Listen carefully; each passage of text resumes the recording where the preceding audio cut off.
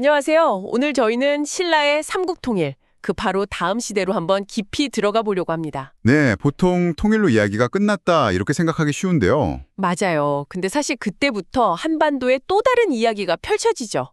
아주 흥미로운 국면인데요. 통일 신라와 발해의 역사, 이 발췌본의 토대로 오늘 한번 살펴볼 거예요. 통일 이후에 한반도 남쪽이랑 북쪽에 어떤 나라들이 있었는지? 네, 특히 남쪽의 통일신라 그리고 북쪽의 발해 이 두 나라에 초점을 맞출 거죠. 네, 그래서 이른바 남북국 시대라고 부르는 이 시기, 이걸 제대로 이해하는 게 저희 목표입니다. 이 시기는 정말 중요해요. 그냥 두 나라가 있었다 이걸 넘어서요. 고대 삼국의 유산이 어떻게 이어지고 또 어떻게 바뀌었는지. 아, 계승과 변주군요. 그렇죠. 그리고 외부 세계랑 교류하면서 또 어떻게 우리만의 독자적인 문화를 만들었는지. 이런 걸 보여주는 아주 역동적인 시대입니다. 역동적이다. 좋네요. 네, 오늘 저희 이야기 나누면서 여러분께서 이 시대를 그냥 연표 외우듯이 말고요. 좀 살아 숨쉬는 역사로 느끼실 수 있게 그렇게 한번 해보겠습니다. 좋습니다.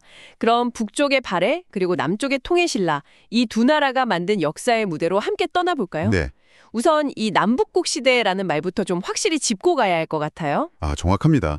676년에 신라가 통일을 했잖아요. 네, 통일했죠. 네, 거의 비슷한 시기예요. 698년.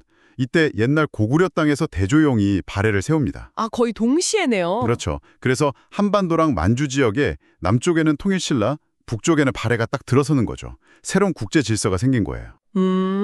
삼국 시대랑은 완전히 다른 구도네요. 네, 완전히 다르죠. 이걸 우리가 남북국 시대라고 부르는 거고 이게 우리 역사의 어떤 공간적인 범위나 정체성 이런 걸 이해하는 데 아주 중요한 틀이 됩니다. 그렇군요. 남북국 시대. 그럼 먼저 북쪽의 거인 발해부터 좀 자세히 볼까요? 자료 보니까 건국 과정이 진짜 극적이던데요. 네, 맞아요. 고구려 멸망하고 당나라로 끌려갔던 대조영이 주도했다고요? 네, 대조영이 이제 요서지방 영주라는 곳에 흩어져 있던 고구려 유민들을 모았어요. 아, 모았군요. 네, 근데 여기서 중요한 게 그 지역에 원래 살던 주요 세력, 말갈 쪽하고도 손을 잡았다는 거예요. 아, 연합을 했군요. 고구려 유민이랑 말갈 쪽이랑. 그렇죠. 이 연합 세력을 이끌고 당나라 군대랑 싸워서 이긴 다음에 동모산 기슭에 나라를 세운 거. 그게 바로 발해의 시작인 거죠. 와, 고구려가 망한 지 불과 30년 만에 다시 나라를 세웠다는 거잖아요. 네, 불과 30년 만이죠. 그 유민들이 중심이 돼서 만주 지역에 다시 우리 민족의 활동 무대를 만들었다는 거. 이건 정말 대단한 일이에요. 그냥 나라 세운 걸 넘어서는 의미가 있겠네요. 그럼요. 단순한 국가 건설이 아니라 뭐랄까 잃어버린 역사를 되찾겠다. 고구려의 기상을 잇겠다. 이런 강한 의지가 담긴 사건이죠. 처음부터 정체성이 확실했군요. 네, 발해가 그냥 지방 정권이 아니고 고구려를 계승한 국가다. 이걸 처음부터 분명히 하려고 했던 거죠. 그렇게 세워진 발해가 점점 발전하는 모습도 인상 깊어요. 초기 무왕 때는 막 영토 넓히는 데 힘썼다면. 네, 확장 위주였죠. 근데 그 아들 문왕 때는 좀 방향을 바꾼 것 같아요. 주변 나라들이랑 교류를 활발히 하면서 당나라의 선진 문물 같은 거요. 유학이나 불교 이런 걸 받아들였다고 나오네요. 맞습니다. 문왕 때 안정과 내실 다지기가 정말 중요했어요. 이게 나중에 발해가 최전성기를 맞는 발판이 되거든요. 아, 기반을 닦았군요. 네, 특히 당나라하고 관계를 좀 안정시키고 문물을 받아들이는 데 힘쓴 게 발해의 어떤 국가 시스템을 정비하고 문화를 발전시키는 데 큰 영향을 줬습니다. 수도도 옮겼다고요? 상경 용천부인가 하는 곳으로, 그리고 길도 정비하고. 네, 교통로 5개를 정비했는데 아까 말씀하신 신라로 가는 길, 신라도가 있었다는 거. 이것도 참 중요해요. 아, 신라도? 그건 뭘 의미하나요? 당시 남북국 사이의 교류가 완전히 끊긴 게 아니라 계속 이어지고 있었다는 걸 보여주는 중요한 증거죠. 아, 그렇군요. 그리고 마침내 선왕 때. 이때가 진짜 그 유명한 해동성국 시대가 열린 거네요? 그렇죠. 해동성국. 해동성국. 영토가 고구려 옛날 땅보다 더 넓어져서 요동에서 연해주까지 이르렀다고 하고 중국에서조차 바다 동쪽의 융성한 나라라고 불렀다니 와, 그 위세가 정말 대단했나 봐요. 네, 대단했죠. 근데 여기서 좀 궁금한 게 생겨요. 아까 발해가 고구려 유민이랑 다수의 말갈족 연합으로 세워졌다고 하셨잖아요. 네, 그렇죠. 인구 구성이 좀 독특했죠. 그럼 지배 구조는 어땠을까요? 소수의 고구려 유민이 다수의 말갈족을 다스린 건가요? 아주 좋은 질문입니다. 자료에서도 나오지만 발해 인구는 다수의 말갈족이라는 소수의 고구려 유민으로 이루어져 있었어요. 그런데도 정치나 문화를 이끌었던 지배층은 고구려계였다는 게 특징이에요. 아, 정말요?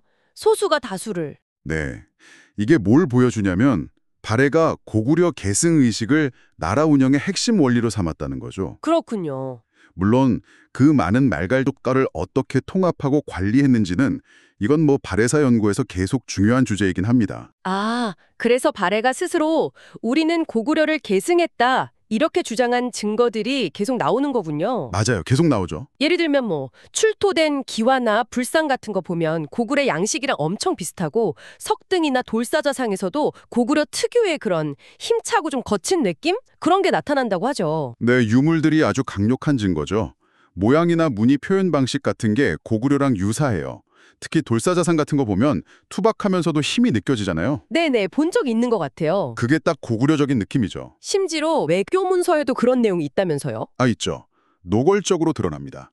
일본에 보낸 문서에 고구려 옛 땅을 되찾고 부여의 옛 fun습을 간직한다 이렇게 쓰기도 하고요. 와, 직접적으로 썼네요. 그리고 문왕은 스스로 나는 고구려 왕이다 이렇게 칭했다는 기록도 있고 또 반대로 일본 쪽에서도 발해 왕을 고려왕, 즉 고구려 왕으로 불렀다는 기록도 남아 있어요. 이야, 이 정도면 뭐 발해가 고구려 후예라는 정체성을 얼마나 강하게 내세웠는지 진짜 명확해 보이네요. 그렇습니다.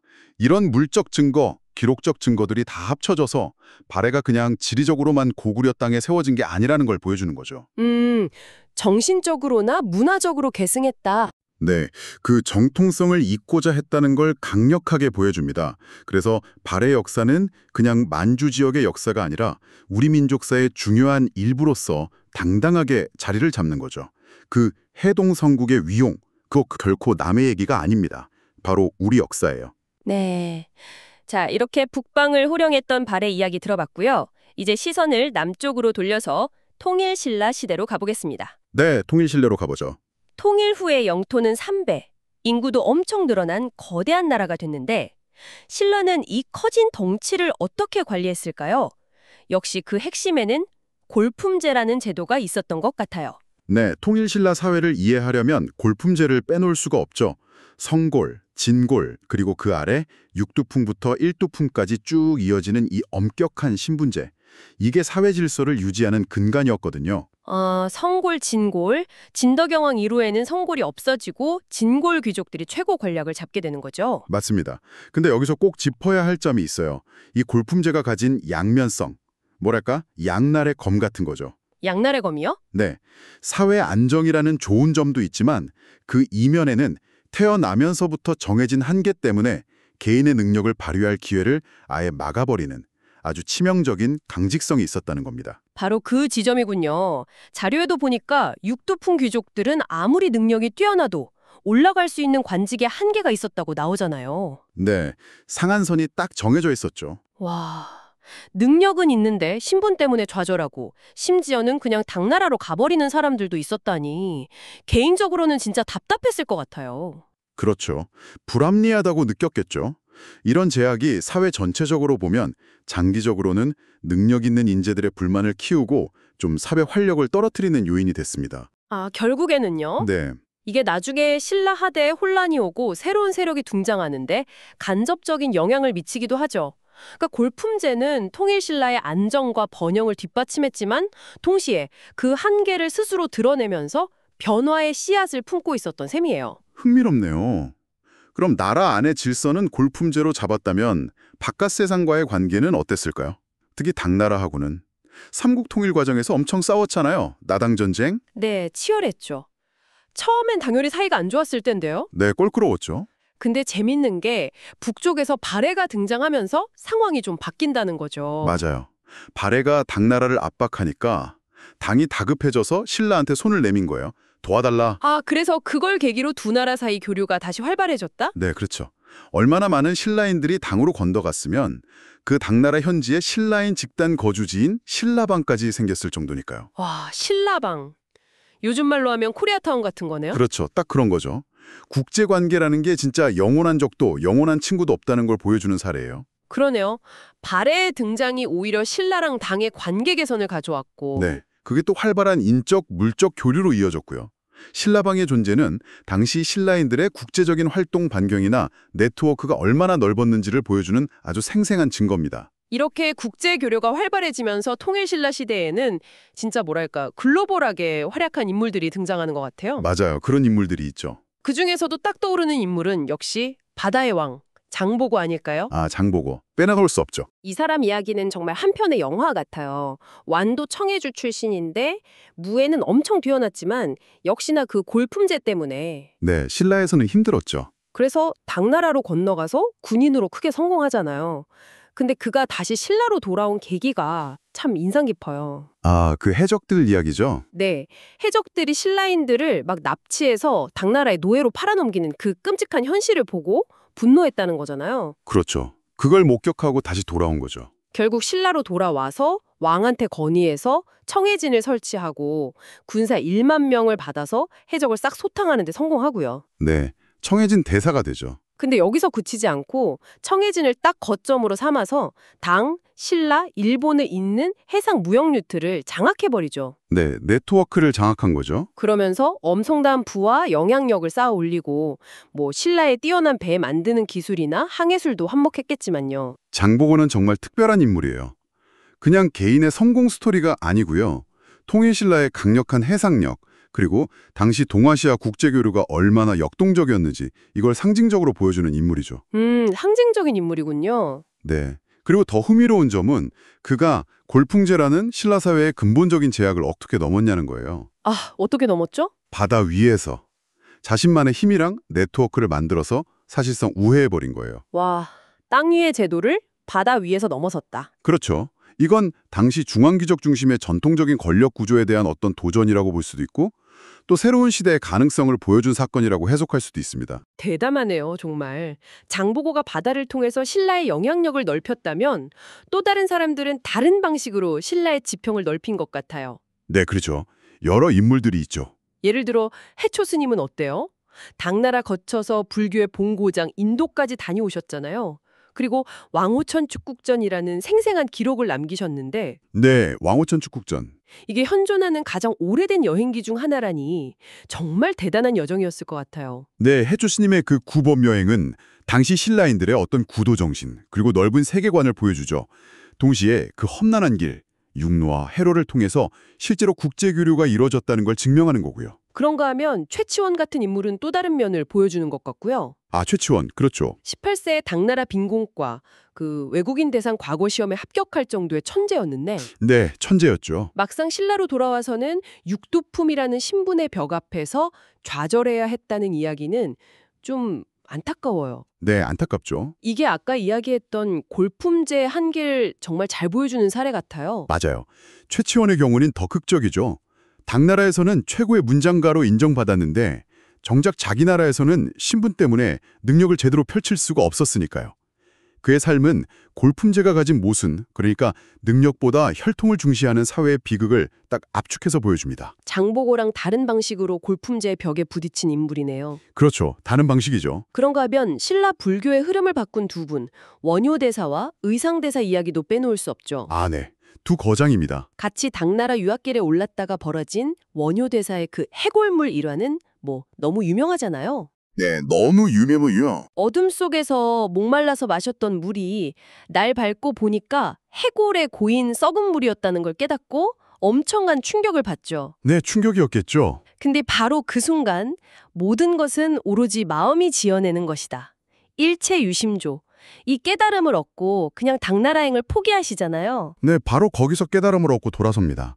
정말 드라마틱한 순간이죠. 이 일체유심조라는 깨달음이 그냥 원효대사 개인의 어떤 철학적인 성취, 여기서 그치는 게 아닌 거죠. 아닙니다. 훨씬 더 큰 의미가 있어요. 당시 불교가 좀 귀족 중심적이고 어려운 교리 연구에 치우쳐 있었거든요. 아, 그랬군요. 근데 여기서 벗어나서 모든 중생이 마음먹기에 따라서 부처가 될 수 있다.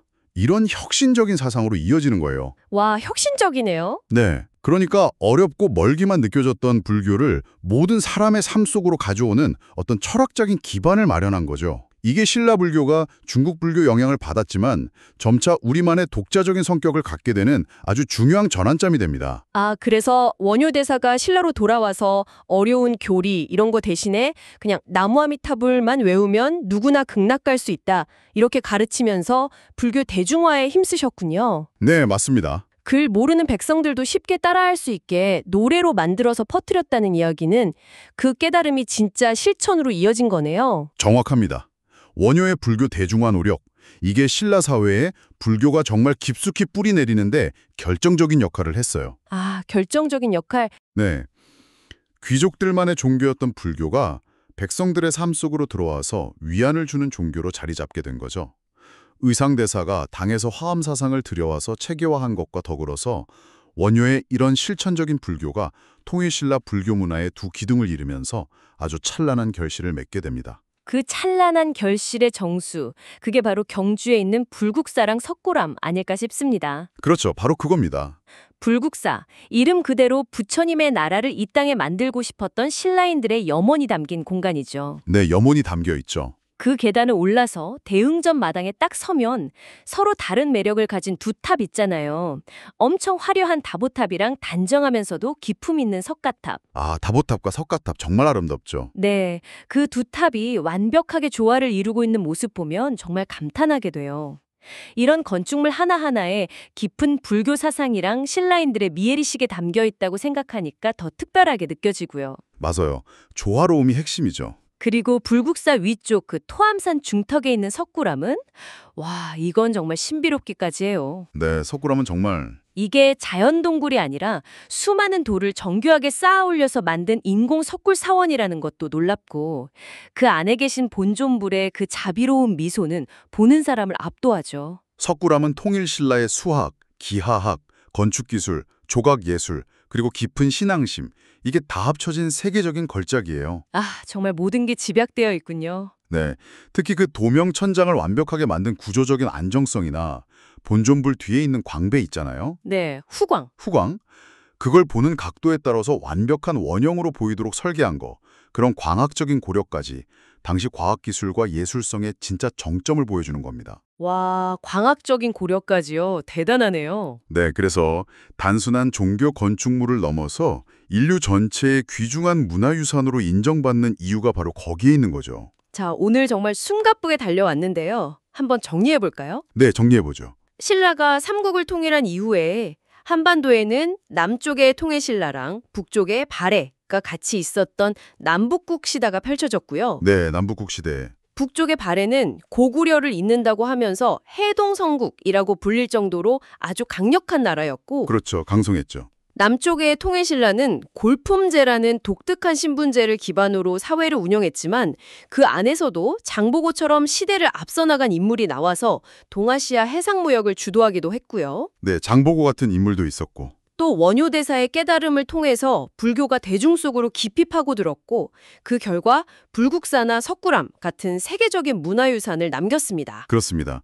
발해의 고구려 계승의식과 그 노력, 그리고 통일신라의 제도 정비와 문화적인 융성, 이런 것들이 우리 역사의 지평을 저 만주까지 넓히고 또 그 깊이를 더해줬다고 할 수 있죠. 네, 폭과 깊이를 더했다. 네, 특히 골품제라는 아주 강력한 사회 시스템 안에서 좌절하기도 하고 최치원처럼 혹은 그걸 뛰어넘어서 새로운 길을 만든 장보고나 원효처럼 그런 인물들의 이야기는 당시 사회가 얼마나 역동적이고 복잡했는지를 생생하게 보여주는 것 같아요. 네, 마지막으로 이런 질문을 한번 던져보고 싶어요, 여러분께. 네, 오늘 이야기 속 인물들은 각자 자기가 처한 시대적인 또 신분적인 한계 속에서 정말 치열하게 자기 길을 찾았잖아요. 네, 치열했죠. 벽 앞에서 좌절하기도 했고 또 어떤 사람은 그 제약을 딛고 일어나서 세상을 바꾸기도 했고요. 어쩌면 오늘을 살아가는 우리 역시 각자의 삶에서 여러 가지 벽이나 한계 같은 것에 부딪히곤 하잖아요. 그렇죠. 누구나 그렇죠. 통일신라와 발해시대 사람들의 고민과 선택 속에서 지금 우리의 삶을 비춰볼 수 있는 어떤 지혜나 영감 같은 걸 얻을 수 있지 않을까 한 번쯤 깊이 생각해 보실 만한 질문인 것 같습니다. 네, 좋은 질문이네요. 오늘 저희가 준비한 이야기는 여기까지입니다. 다음번에는 또 어떤 흥미로운 역사 속으로 여러분과 함께 떠나게 될지 기대해 주십시오. 감사합니다. 감사합니다.